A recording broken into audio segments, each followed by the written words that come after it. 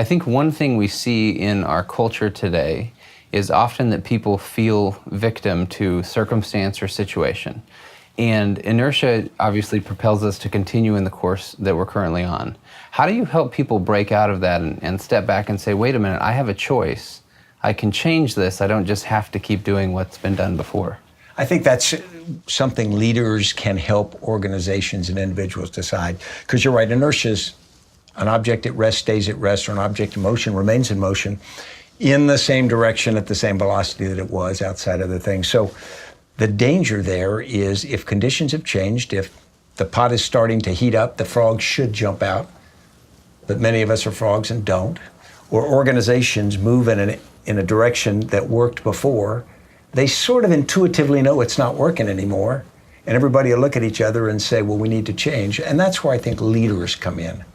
I think leaders do several things. The first thing they do is point out to people that the conditions have changed and maybe the things that they did to get there weren't going to be sufficient for the future. So it's helping the organization see and understand that. I think it's also convincing people that they have the ability to make a difference. There's a danger that organizations wait until somebody comes and solves the problem. So you've got to convince individuals that they can be part of making the change. And in big organizations, you can feel, wow, I can do my small part, but it won't really affect the whole. So you got to empower, you got to give that sense. And you've also got to give it an associated level of responsibility.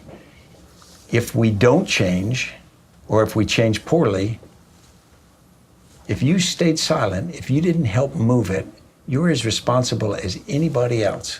And so it's this sense of shared responsibility that's important. And I think leaders can bring that to organizations. They can unlock the potential and that sense of ownership that's so key.